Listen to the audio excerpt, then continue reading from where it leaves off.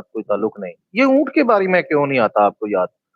یہ پہلی بات تو یہ ہے. دوسری چیز آپ کو پتہ ہے سور کیوں یورپ میں کھایا جاتا ہے؟ میڈیکلی طور پر سور کا جو گوشت ہے، جتنے لوگ یہ کھاتے ہیں یہ سارے فحاشی کرتے ہیں، یہ سارے زناکار ہوتے ہیں بہت زیادہ. ٹھیک ہے. سور کا گوشت کیا کیا پیدا کرتا ہے انسان کے اندر، یہ کبھی آپ تحقیق کر کے دیکھیں. ٹھیک ہے. بندے کو گندا بنا دیتا ہے، اور یہ خاص طور پر زناکاروں کی یہ خوراک ہے. میڈیکلی طور پر چیک کر لیں. ٹھیک ہے جی.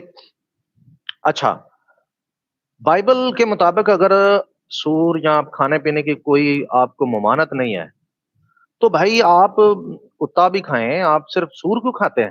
آپ کو یہ صرف سور کے لیے تو نہیں نا خدا نے صرف اجازت دی؟ پھر بقول آپ کے کہ آپ کھانے پینے کی کوئی ممانت نہیں ہے، آپ کتا بھی کھا سکتے ہیں، آپ بلی بھی کھا سکتے ہیں، آپ کے گھروں کے اندر جو چوہے بھاگتے ہیں گٹر سے نکل کر وہ بھی آپ کھا سکتے ہیں. میں یہاں کسی کی دل آزاری نہیں کرنا چاہتا تھا، لیکن جب آپ یہوہ خدا کی شریعت کے لیے اس قدر گندے نظریات رکھیں گے تو پھر ایسی باتیں ہمیں کرنی پڑیں گی.